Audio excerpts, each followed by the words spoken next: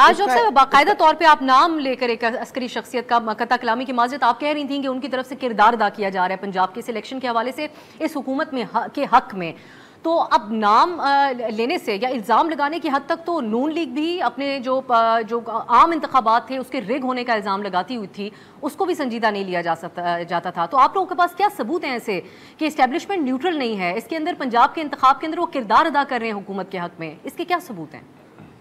میرا خیال ہے سب سے امپورٹنٹ چیز ہے، آپ نے اگر میرا وہ سنا ہوتا پریس کانفرنس، اس میں میں نے ریکویسٹ کی ہے کہ نیوٹرل ہی رہے. اب یہ بتائیے میری کنسرن ہونی چاہیے نا کہ دے شوڈ ریمین نیوٹرل. وجہ یہ ہے کہ آپ کو بھی پتہ ہے کہ کچھ نہ کچھ اثر تو ہوتا ہے اس بات کا، تو انہوں نے پہلے تسلیاں دی ہوئی ہیں کہ وہ نیوٹرل رہیں گے کیونکہ جو ان کی اپنا آفیشیل. لیکن آپ کے کالیگ فواز صاحب ان کو کہہ رہے ہیں کہ وہ سیاسی فریق ہیں اس ملک کے، جو سیاسی منظر نامہ ہے اس میں تو نیوٹرل ہونے کا کوئی مقصد نہیں، اور خان صاحب نیوٹرل کو جانور کہہ رہے ہیں آج کل. نہیں، میرے خیال میں تو میں تو آپ کو پتہ ہے کہ I always believe that they should remain neutral, اور نیوٹرل ہی رہنا چاہیے. وجہ یہ ہے کہ یہ الیکشن جو ہے یہ سویلین کا کام ہے، یہ سول والے کرتے رہیں گے الیکشن. باقی جو ہیں ان کو جتنے ادارے ہیں ان کو اپنے آپ کو نیوٹرلائز کرنا چاہیے، جس کے اندر میں سب کو شامل کر رہی ہوں. اس کے اندر الیکشن کمیشن بھی شامل ہے، اس کے اندر آپ کی پولیس شامل ہے، اس میں آپ کی ایڈمنسٹریشن شامل ہے. سب کو کہہ رہے ہیں کہ مہربانی کر کے آپ یہ کوشش کریں کہ یہ صاف شفاف الیکشن ہو. وجہ یہ ہے کہ ہمیشہ یاد رکھیے جمہوریت کا جو بیس ہے وہ ہمیشہ ایک صاف شفاف الیکشن پہ ہوتی ہے. اگر آپ اپنا بیس ہی خراب کر دیں تو پھر آئندہ کے لیے بھی مسئلے مسائل کھڑے رہتے ہیں. تو یہ ریکویسٹ ہم ان سے کر رہے ہیں کہ بھئی جو آگے ہونا ہے ان 20 حلقوں میں، مہربانی کر کے اگر آپ سارے نیوٹرل رہیں گے اس کا فائدہ جو ہے وہ قوم کو ہی ہوگا اور آئندہ کے فیوچر کی ڈیموکریسی کو ہوگا. ٹھیک ہے ڈاکٹر صاحب، ایک اور چیز کہی جا رہی ہے آپ کی جماعت کے بارے میں اور کوئی اور نہیں کہہ رہا، خود بانی اراکین جیسے لوگ کہتے ہیں، جیسے حامد خان صاحب یہ بات کرتے ہیں کہ خان صاحب کی ترجیحات درست نہیں رہیں. جب وہ حکومت کے اندر تھے ادھر ادھر کے لوگوں کو انہوں نے زیادہ اہمیت دی، پارٹی کے نظریاتی جو لوگ تھے ان کو سائیڈ لائن کر کے رکھا. ہم نے دیکھا کہ جب حکومت بنی تو ایک ایکسپیکٹیشن تھی بطور صحافی بھی یا جن لوگوں نے الیکشن کور کیا تھا عام انتخابات، ہم میں یہ خیال رہا کہ شاید آپ کو پرائم منسٹر صاحب عمران خان صاحب سی ایم بنائیں گے، نظریاتی لوگوں میں سے کسی کو سلیکٹ کریں گے، لیکن انہوں نے بزدار صاحب کا انتخاب کیا. آج تک سمجھ نہیں آئی کہ اس کے پیچھے وجہ کیا تھی. لیکن ابھی بھی ہم نے دیکھا کہ آپ کے پارٹی عہدے کے اندر ترقی دی گئی آپ کو، جس دن لانگ مارچ کے لیے سب باہر نکلے لیکن خان صاحب کی توقع کے مطابق دیگر اراکین لوگوں کو باہر نہ نکال سکے. آپ نے اپنے اوپر دہشت گردی کا مقدمہ بھی کرا لیا، اپنی گاڑی پہ ڈنڈے بھی کھائے اور باہر بھی نکلی.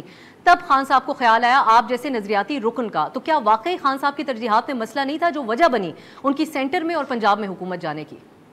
دیکھیں میرا خیال ہے کہ سب سے بڑی یہ بات ہے، یہ آپ بات بالکل نہیں کہہ سکتی. دیکھیں کومل، میرے تو انہوں نے جتنی بڑی ذمہ داری میرے سر پہ ڈالی ہوئی تھی، جب میں تو آپ کو پتہ ہے اپنی الیکشن ہاری تھی، میرے پاس تو ریزروڈ سیٹ تھی. ریزروڈ سیٹ کے باوجود انہوں نے مجھے 2 منسٹریاں صحت کی دی، اور آپ کے سامنے کے 3.5 سال وہ ساری ذمہ داری میرے پاس تھی. اور مجھ سے انہوں نے ہمیشہ اس بات پہ خوش رہے کہ جو انہوں نے کہا تھا وہ میں نے ڈیلیور کیا. فار ایگزامپل آپ کو پتہ ہے صحت کارڈ جو وہ چاہتے تھے کہ کسی طریقے سے ہم پنجاب کی جتنی فیملیز ہیں ان کو دے دیں، تو الحمدللہ ہم نے اس 31 مارچ کو یعنی 3 کروڑ خاندان جو ٹوٹل خاندان بنتے ہیں پنجاب میں ان کو دے دیے. تو اگر وہ میری بات کا قدر نہ کرتے تو نہ مجھے منسٹری میں، تو ریزرو سیٹ پہ آپ کو یہی بات کہہ رہی ہوں، ریزرو سیٹ پہ تھی. انہوں نے مجھ کو منسٹری بھی دی، 1 نہیں 2 منسٹریاں دی، اور پھر تھرو آؤٹ انہوں نے مجھے سپورٹ بھی کیا. تو میرا خیال ہے امپورٹنٹ یہ چیز ہے کہ خان صاحب ڈیفینیٹلی اپنے نظریاتی ورکرز جو ہیں سب کا خیال کرتے ہیں، اور جہاں اپروپریٹ ہوتی ہے وہاں ان کو لگا بھی دیتے ہیں. جو بھی لگا ہے سب دیکھیں. اگر آپ حماد اظہر کی بات کریں تو حماد از آلسو نظریاتی ورکر. باقی جو لوگ لگے، میاں محمود الرشید کی نام لے لیں آپ، اپنا میاں اسلم اقبال کے لیے، سارے جو پارٹی کے ساتھ چلنے والے لوگ تھے ان سب کو. لیکن لانگ مارچ کے فوری بعد تبدیلیاں کی گئیں تو وہ تو پھر آپ کی جماعت کے اپنے سورسز کنفرم کر رہے تھے کہ خان صاحب اس دن نہیں خوش تھے جس طرح سے لوگوں کو باہر نکالا گیا. شاہ صاحب کے حوالے سے بھی ڈاکٹر صاحبہ، شاہ محمود قریشی صاحب کے حوالے سے بھی رپورٹ ہوا تھا کہ انہوں نے کارکردگی رپورٹ جو جاری کی اس میں انہوں نے سینٹر سے 2 پی ٹی آئی کی محترم خواتین رہنماؤں کے نام دیے کہ لانگ مارچ میں انہوں نے بہت اچھا کردار ادا کیا تھا، جس میں دیگر جو خواتین تھی جو جینوئنلی اس دن باہر نکلی اور ورکر کو بھی نکالا، انہوں نے بڑے تحفظات کا اظہار کیا تھا. تو کیا اس قسم کی ہے پرائیورٹیز؟ تو پھر اس سے تو پھر حوصلہ شکنی ہوتی ہے پارٹی رہنماؤں کی. نہیں میرا خیال ہے کوئی ایسا حوصلہ شکنی والی بات نہیں ہے. بات یہ اتنی بڑی پارٹی جب ہو جائے تو آخر خان صاحب بھی تو انسان ہیں, کچھ نہ کوئی مس ہو جاتا ہے, لیکن اس مرتبہ انہوں نے بہت دھیان سے, آپ کو پتہ ہے کہ سوشل میڈیا پہ جن کی ایکٹیویٹی تھی he was very particularly so it himself. اور یہ بات نہیں ہے کہ مجھے یہ پہلی دفعہ خان صاحب نے, آپ کو پتہ ہے کہ جب میں نے پارٹی جوائن کی تھی تو جو پہلا مجھے پوسٹ ملی تھی وہ خان صاحب نے مجھے نامنیٹ کیا تھا as general secretary of the main party in all of Punjab. تو یہ کوئی یہ بات نہیں تھی کہ یہ کوئی انہونی بات ہے کہ اس مرتبہ انہوں نے دیا, انہوں نے پہلے بھی یہ ذمہ داری میرے پاس تھی.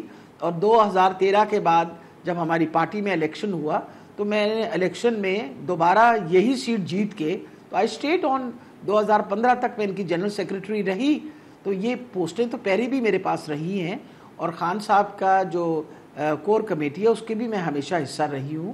اور پھر جب ہماری یہ تنظیم ختم ہوئی تو انصاف پروفیشنل فورم میرے پاس تھا. خان صاحب نے ہمیشہ اپنے جو دیرینہ ورکرز ہیں سب کا خیال رکھتے ہیں اور سب کا احساس کرتے ہیں. اور یہ جو ابھی بھی ہماری اس کے اندر اسمبلی کے اندر جو ہماری خواتین ایم پی ایز ہیں وہ سب پرانی ورکرز ہیں ہماری. ان میں سے کوئی ایسا بندہ نہیں تھا سوائے وہ جو چند لوٹیاں ہیں جو آئیں اور پھر چھوڑ کے چلی گئیں.